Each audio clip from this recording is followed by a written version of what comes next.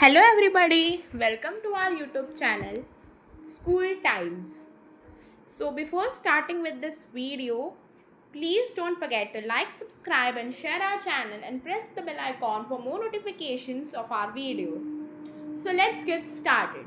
आज हम डिस्कस करने जा रहे हैं chapter 1 of financial markets, code 405 of class 9th. The chapter is money, what it is. तो before starting with this chapter हम पहले जान जाते हैं कि इसमें हम क्या डिस्कस करने वाले हैं. तो इसमें हम दो सब यूनिट्स डिस्कस करेंगे. पहला है कि इवोल्यूशन ऑफ मनी, दूसरा है हिस्ट्री ऑफ मनी. ठीक है, तो लेट्स स्टार्ट. तो यहाँ पे अगर आप देख सकते हैं तो लिखा हुआ है अ ब्रीफ हिस्ट्री ऑफ मनी. तो मनी, ये चैप्टर हम पहले पढ़ ही क्यों रहे हैं? तो जब भी हम फाइनेंशियल मार्केट्स की बात करते हैं तो हमें पता है कि फाइनेंस मनी से रिलेटेड है. मनी क्यों? क्योंकि हम कोई भी फाइनेंशियल ट्रांजैक्शन करते हैं. फाइनेंशियल ट्रांजैक्शन का मतलब है कोई भी चीज़ हम खरीदने जा रहे हो, कोई भी चीज़ हम सेल करने जा रहे हो, तो उसमें हमें मनी की ज़रूरत पड़ती ही है. तो अगर हम बोलेंगे अ ब्रीफ हिस्ट्री ऑफ मनी, क्यों ज़रूरत है हमें जानने की? ताकि हमें पता चले कि जैसे हमारे एंशिएंट टाइम से अभी तक जो है किस प्रकार से मनी इवॉल्व हुआ है, उसी प्रकार अभी भी हो रहा है कि नहीं. तो पहले आप जानते थे कि हमारा जो हिस्ट्री था, कोई भी चीज़ का हो, जैसे कि सिविलाइजेशंस थे. इजिप्टियन सिविलाइजेशन था, इंडस वैली सिविलाइजेशन था, मेडिटेरियन सिविलाइजेशन था, डिफरेंट टाइप के सिविलाइजेशंस थे. और उन्हीं से ही धीरे धीरे डेवलप करके हमारे अभी के जो स्टैंडर्ड ऑफ लिविंग में चेंजेस आए हैं, जो लिविंग स्टाइल्स चेंजेस आए हैं और लोग एस्टैब्लिश हुए हैं डिफरेंट कंट्रीज़ में. वैसे ही मनी का भी कोई इतिहास रहा होगा. स्टार्टिंग से तो पेपर, कॉइन्स, नोट्स का इस्तेमाल नहीं होता होगा. तो पहले वो किस चीज़ का इस्तेमाल करते थे, यही हमें पता चलता है मनी के इस चैप्टर से. ठीक है, तो ये जो मनी वाला चैप्टर है ये बहुत ही क्रूशियल है और इसे समझना बहुत इम्पॉर्टेंट है before you understand the rest of the financial marketing chapters. तो 9th स्टैंडर्ड का ये जो चैप्टर है हम भी स्टार्ट कर रहे हैं, a brief history of money. तो money is the fuel that runs our homes and our economies. तो यहाँ पे ये जो पार्ट लिखा है ये बहुत ही इम्पॉर्टेंट है. क्या कि मनी जो है वो एक फ्यूल है जो हमें हेल्प करता है हमारे होम्स, हमारे इकोनॉमीज़ को रन करने के लिए. कैसे?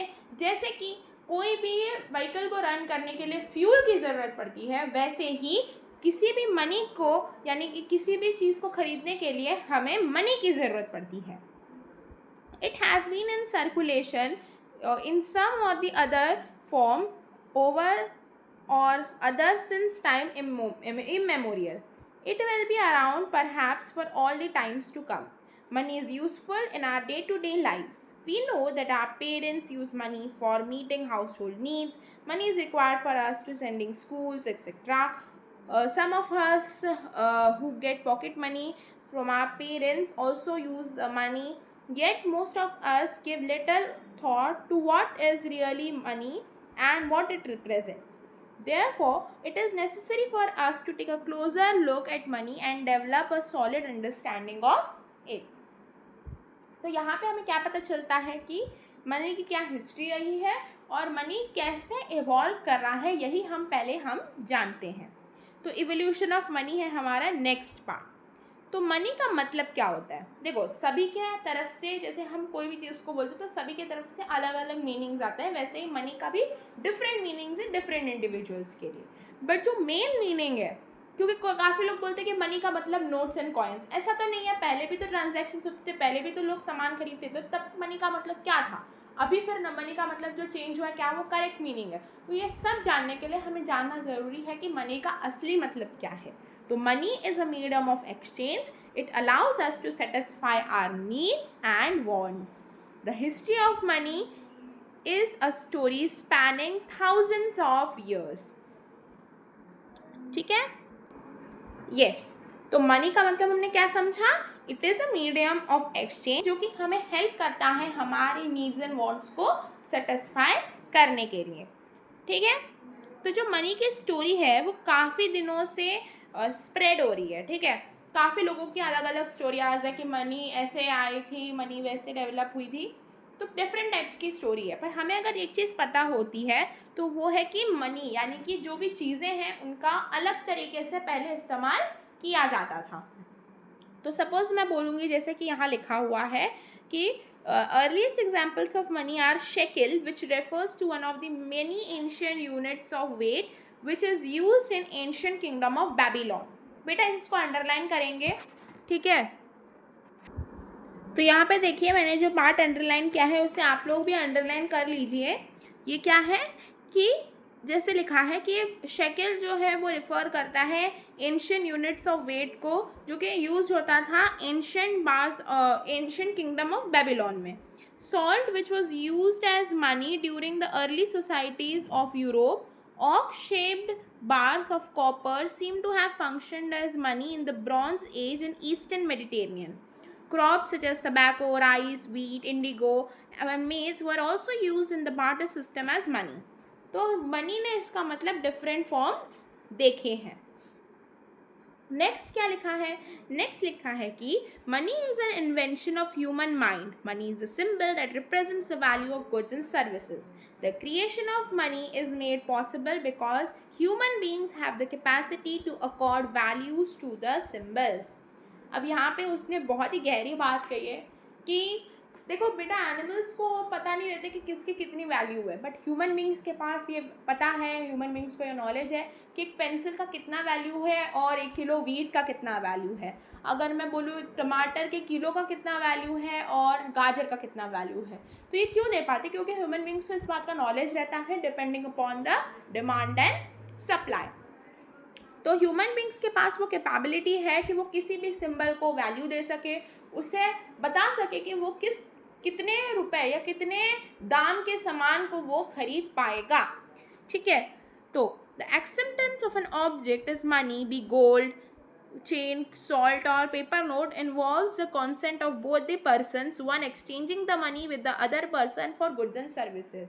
अभी मैं जैसे बोल रही हूँ, रुपये का नोट लेके मैं बाहर की किसी भी कंट्री, सपोज मैं बोलूँगी यूएस में दे दूँ, तो वो सब नहीं लेंगे। आपको अपने करेंसी को चेंज करना पड़ेगा, आपको उसे कन्वर्ट करना पड़ेगा, you have to turn it to US dollars, then only the transaction will be possible. वैसे ही इंडिया में ट्रांजैक्शन करने के लिए आपको रुपीज़ की ज़रूरत है। अगर आप बोलोगे कि मैं चने दाल ला के दे दूँगी और चने का दाल लेके आप एक्सचेंज कर दो, तो कोई एक्सचेंज नहीं करेगा सामान। क्यों? क्योंकि हमारे यहाँ स्टैंडर्डाइज यूनिट INR रुपीज़ है। ठीक है, तो इसीलिए उसी प्रकार बताया गया है कि कोई भी टाइम पे ह्यूमन बींग्स जब वैल्यू अकॉर्ड करते हैं, उसी के अकॉर्डिंग वो वैल्यू पर ऐसा होना चाहिए कि जो सामान बेच रहा है और जो सामान खरीद रहा है दोनों ही उसे एक्सेप्ट कर रहे हो, क्योंकि तभी तो कोई चीज़ एक्सचेंज हो पाएगी। अगर सामने वाला लेने को राज़ी नहीं होगा तो फिर चीज़ एक्सचेंज हो ही नहीं पाएगी। ठीक है, तो दोनों का ही कंसेंट इसमें इम्पॉर्टेंट होता है। Over thousands of years, human beings have agreed to use different mediums as money. Thus, money over the years, human beings have agreed to use different mediums as money. Thus, money has a human dimension besides an economic function. As human consciousness has evolved, the nature and function of money evolved too. तो जैसे जैसे लोगों को धीरे धीरे और भी consciousness आने लगा कि नहीं, इसका इतना वैल्यू होना चाहिए। पहले हमने सोचा कि नहीं, वीट का वैल्यू तो पेंसिल के वैल्यू जितना है। फिर हमें पता चला नहीं बाबा, वीट ज़्यादा महंगी होनी चाहिए, वीट का वैल्यू ज़्यादा होना चाहिए। तो हमने पेंसिल का वैल्यू कम किया, वीट का वैल्यू ज़्यादा किया। फिर हमें पता चला कि नहीं भाई, अभी हम लोगों ने ये क्या बोलते हैं, वीट का वैल्यू देखा और राइस का वैल्यू देखा। हमें पता मतलब नहीं, राइस और भी ज़्यादा है क्योंकि उसे ग्रो करने के लिए ज़्यादा मेहनत लगती है, तो हमने उसका प्राइस ज़्यादा किया। वैसे ही जैसे जैसे ह्यूमन का कॉन्शियसनेस बढ़ा, उसी प्रकार धीरे धीरे से वैल्यूज़ भी चेंजेस आने लगे। ठीक है, next part, short history of money. तो शॉर्ट हिस्ट्री ऑफ मनी में क्या है? शॉर्ट हिस्ट्री ऑफ मनी में ये है कि initially money was not a physical entity. Money क्या था? एक फिजिकल एंटिटी नहीं था। क्यों? क्योंकि तभी हम लोग वो यूटिलाइज नहीं करते थे एज फिजिकली, ठीक है। There was no monetary system which existed at that time. To get a particular commodity, people had to exchange it with another commodity. This is called the limitation of barter system. Limitation of barter system कभी कभार 2 marks में आता है, कभी कभार 1 mark में आ सकता है, MCQ आ सकता है, कुछ भी आ सकता है। और अभी तक मैंने आपको जो जो अंडरलाइन करवाया है बेटा, वो भी आपके एग्जाम में MCQ के बेसिस में आ सकते हैं। तो प्लीज़ आप लोग ये बात का ध्यान रखेंगे और वो सब चीज़ों को अंडरलाइन करते चलेंगे, ठीक है। तो यहाँ पे क्या बताया गया है कि जब पहले मनीटरी सिस्टम नहीं था, उस टाइम पर कमोडिटी एक्सचेंज कैसे होता था? दूसरे कमोडिटी के साथ। सपोज इंसान ने फिश ला कर दिया तो उसके बदले उसको वीट मिलता था, क्योंकि तभी लोगों के पास इतना कॉन्शियसनेस नहीं था कि वो किसी चीज़ को प्रॉपर वैल्यू दे पाए। उन्हें लगता था कि इसने मुझे अपने नीड्स के अकॉर्डिंग फिश दी, मैं भी अब उसके नीड्स के अकॉर्डिंग इसे वीट दे देती हूँ। Understood? But this kind of transaction was possible only when commodities are available according to our needs and wants. So the discovery of तो हमने क्या समझा कि जो लिमिटेशन ऑफ बार्टर सिस्टम है उसके अकॉर्डिंग जो भी हम लोगों के ट्रांजैक्शंस टेक्स प्लेस होते थे वो तभी हो सकते हैं जब सामने वाला भी उस चीज़ को चाहता हो, ठीक है।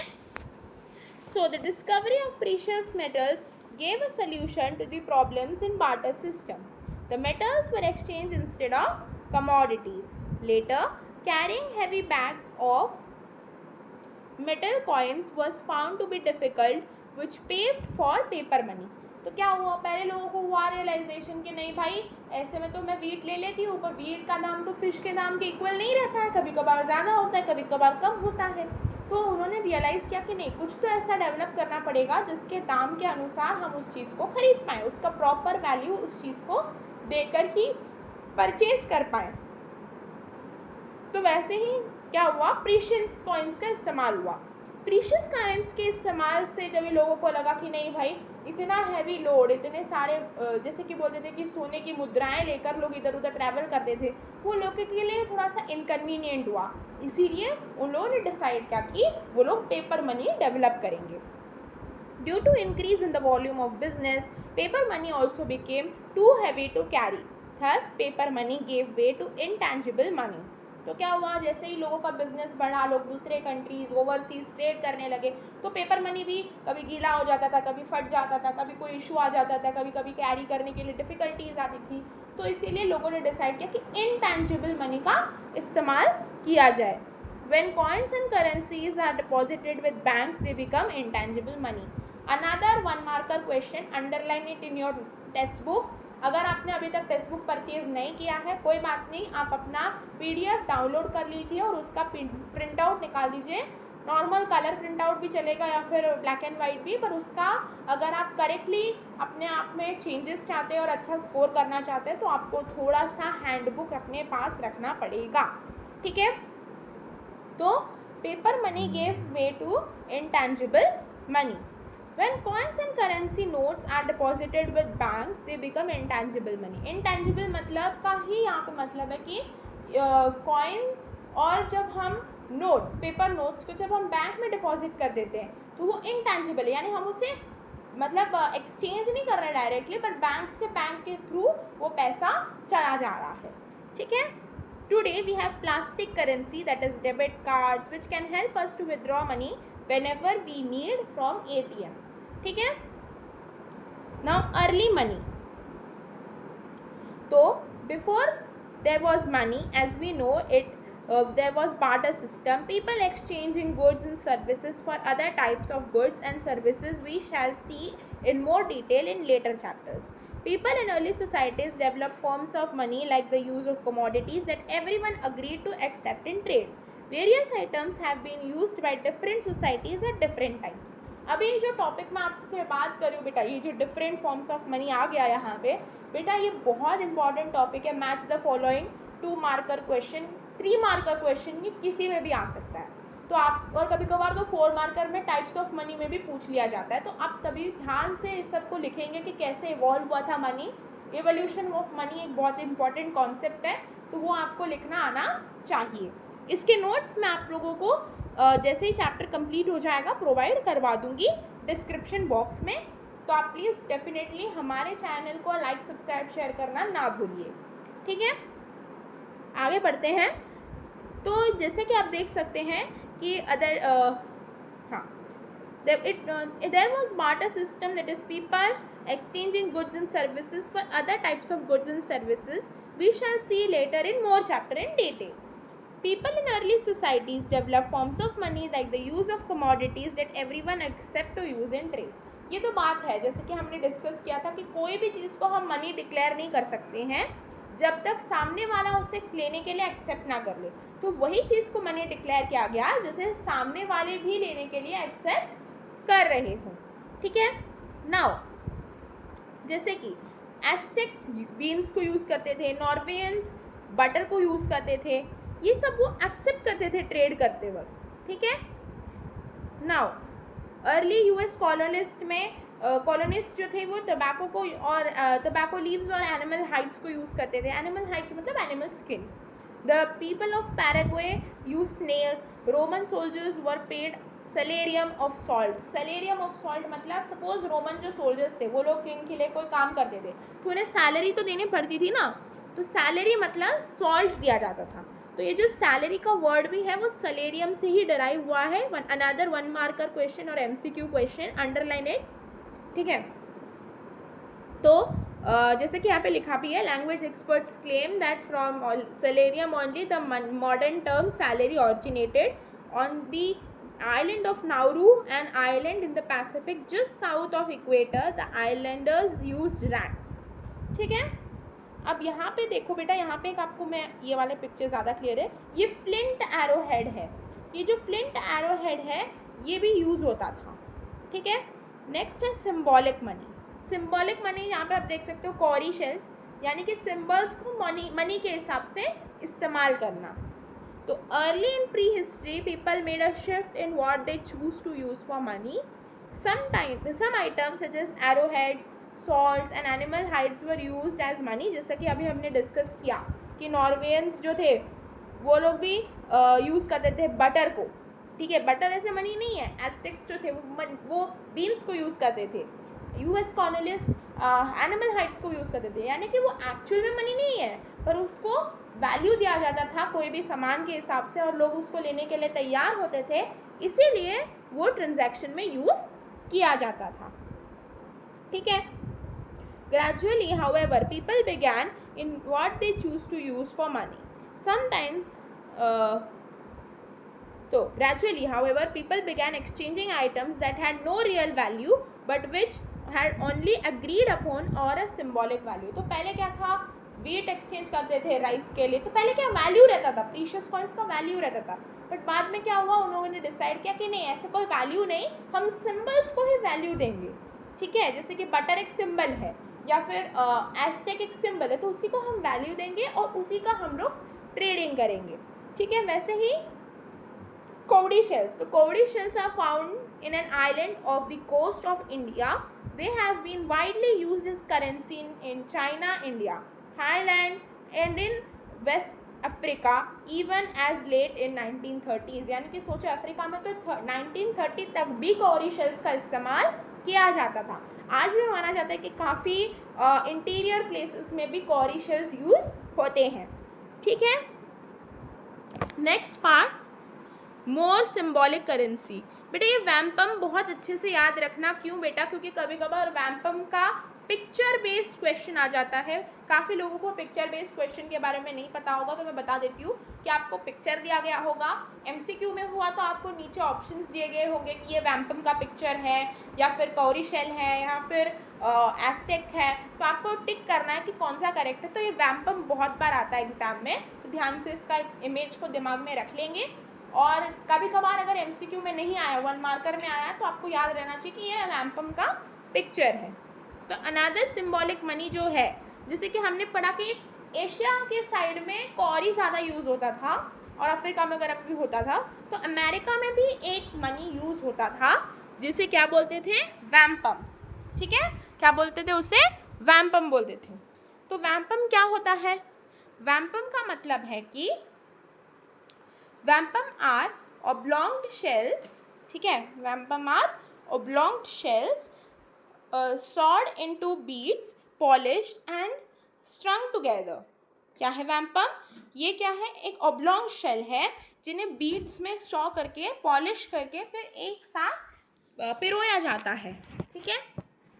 Wampum was used as money in several early American states. A wampum factory in New Jersey remained in business until 1859. बेटा यहाँ पे डेट्स बहुत क्रूशियल है, तो आपको डेट्स याद रखने पड़ेंगे. From the widespread use of wampum as symbolic currency, we get the current phase shelling out money. तो ये वाला जो क्रूशियल पॉइंट है मैं इसे अंडरलाइन कर देती हूँ, इम्पॉर्टेंट है. तो ये जो पार्ट मैं आपको दिखा रही हूँ अंडरलाइन की हुई हूँ, ये बहुत क्रूशियल है कि वैम्पम की जो सिंबॉलिक करेंसी यूज होने लगा तभी से ही जो करंट फ्रेज है शेलिंग आउट, मनी का शेलिंग आउट हो रहा है, वो यूज हुआ, ठीक है. Next is Egyptian currency. तो the ancient Egyptians developed a system for making payments with weighed amounts of precious metals such as silver shown at the right, which were weighed on balance with stones. तो ये तो सबको समझ में आ ही रहा होगा कि इजिप्शियंस जो थे वो स्टोन्स का इस्तेमाल करते थे, सिल्वर मेटल्स, प्रीशियस मेटल्स का इस्तेमाल करते थे मनी के हिसाब से, ठीक है. नेक्स्ट है 600 BC में पहले कॉइन्स इंट्रोड्यूस किए गए. ये कभी कभार आपके वन मार्कर में आ सकता है कि कब पहले कॉइन्स इंट्रोड्यूस किए थे, तो 600 BC में इंट्रोड्यूस हुआ था. तो coins are precious of pieces of metals marked with designs that indicates they are money.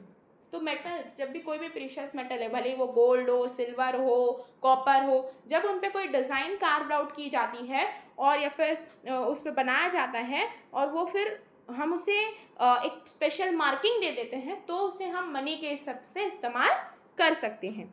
The earliest coins were made in the kingdom of Lydia, now in Turkey, in the 7th century BC. ये हमेशा आता है question में कि जब evolution of money की बात होती है तो कॉइन्स के बारे में पूछा जाता है, तो तभी ये बताना है आपको कि जो कॉइन्स है वो किंगडम ऑफ लीडिया में बनाया गया था. अगर लीडिया नहीं लिखा गया होगा तो टर्की घुमा के पूछा गया होगा, तो ये टर्की में ही था लीडिया, ठीक है. और कब बनाया गया था? 7th century BC में.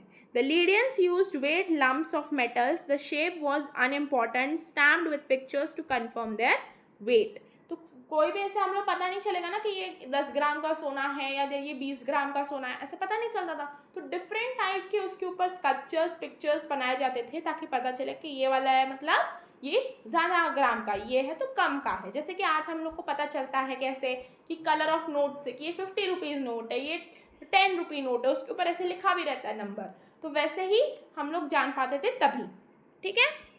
The Lydians, the process of stamping is called as minting. The stamp on the coin, yes, जैसे कि लिखा है the process of stamping is called minting. तो हम लोग यहाँ पे नहीं बोलेंगे कि स्टैंपिंग ऑफ कॉइन्स हो रहा है, नहीं, कभी कभार आता है the process of stamping of money is called as stamping, minting, और भी डिफरेंट वेराइटी के ऑप्शंस आएंगे, तो आपको मिंटिंग लिखना है. ये 1 मार्कर क्वेश्चन भी है, तो इसे आप लोग ध्यान से याद रखेंगे. नेक्स्ट है कि the stamp on the coin was a seal that identified the person who had guaranteed the coin's weight. तो यहाँ पे जो सील आप देख सकते हो, यहाँ पे देखो बाजू में दिख रहे होंगे आपको अर्लीस्ट कॉइन्स, तो यहाँ पे दिख रहा है कि जिसने भी यहाँ पे जो स्टैम्प मारा है कॉइन्स पे वही बताता था कि ये जो पर्सन है, किस पर्सन ने गारंटी किया है कॉइन के वेट को. यूजुअली यहाँ पे किंग का स्टैम्प रहता था क्योंकि किंग ही बताते थे कि ये कितने वेट का स्टोन है, कितने वेट का प्रीशियस मेटल है. नेक्स्ट आ रहा है हमारा द स्प्रेड ऑफ कॉइन्स, ठीक है. तो आज के वीडियो का ये हमारा लास्ट पार्ट भी है, द स्प्रेड ऑफ कॉइन्स, ठीक है. तो यहाँ पे क्या बताया गया है कि the use of coins spread rapidly around the world, spreading quickly from Lydia across Africa and Europe. These coins were made in Greece in the 6th century BC. The Greeks were avid traders throughout the Mediterranean region, and the spread coinage around the region can in a large measure be traced to influence of the early Greek trading peoples. तो यहाँ पे क्या बताया गया कि जो पहले Lydia था उसने अपने कॉइन्स का जैसे डेवलपमेंट स्टार्ट किया तो दूसरे कंट्रीज तक वो चीज़ पहुँची और जो ग्रीक्स थे वो उससे प्रभावित हुए और उन्होंने भी वैसे ही कॉइन्स बनाए। कब बनाए थे? 6th सेंचुरी BC में बनाया था। ठीक है, द ग्रीक्स जो थे वो क्यों बनाए? क्योंकि वो लोग ट्रेडर्स थे, बड़े बड़े ट्रेडर्स करते थे, वो लोग ट्रेडिंग्स करते थे। कहाँ करते थे? मेडिटेरियन रीजन में किया करते थे, और तभी उनको ये कॉइन्स बहुत हेल्प करते थे। ठीक है, तो यहाँ पे आप देख सकते हो जो कॉइन्स ग्रीस ने बनाए हैं वो अलग हैं थोड़े से, यहाँ पे देखिए। और वो जो ऊपर था ये कॉइन्स थे अर्लीस्ट टाइम के। ठीक है, तो इस तरह से कॉइन्स का डेवलपमेंट हुआ था, अभी हमने पढ़ा, और आई होप यहाँ तक आप लोगों को समझ में आ गया होगा। जैसे ही चैप्टर खत्म हो जाएगा मैं आपको सारे नोट्स जो मैंने हैंड रिटन रखे हैं वो आपको प्रोवाइड कर दूंगी डिस्क्रिप्शन बॉक्स पे। पर आपको इस चैनल से जुड़े रहने के लिए इसे लाइक, सब्सक्राइब, शेयर करना नहीं भूलना है, बेल आइकॉन भी दबाना है, और अगर कोई क्वेरी है तो उसे कमेंट बॉक्स में लिखना है। मैं डेफिनेटली ट्राई करूँगी आपकी क्वेरी को एड्रेस करने के लिए। ये बेटा ये क्रूशियल चैप्टर है और बहुत ही बेसिक चैप्टर है, इसी से आपकी फाइनेंशियल मार्केटिंग की जर्नी स्टार्ट होती है। और एक अच्छी सी बात बता देती हूँ, अगर आप 10th स्टैंडर्ड में पढ़ेंगे इकोनॉमिक्स तो उसमें भी एक चैप्टर है मनी एंड क्रेडिट, जिसमें यहाँ के कॉइन्स के बारे में काफ़ी दूर तक दिया गया है। तो आपको ये अभी से क्लियर होगा तो वहाँ पे काफ़ी हेल्प मिल जाएगी। ठीक है, तो ये चैप्टर आप अच्छे से समझ लीजिए, तभी आपको सारे कॉन्सेप्ट्स आगे के भी क्लियर हो जाएंगे। ठीक है, तो जुड़े रहने के लिए आप सभी का बहुत बहुत शुक्रिया। Thank you so much for watching till and. I hope you like this video and share it to your friends so that they also can learn new things and score good marks. ठीक है, thank you so much.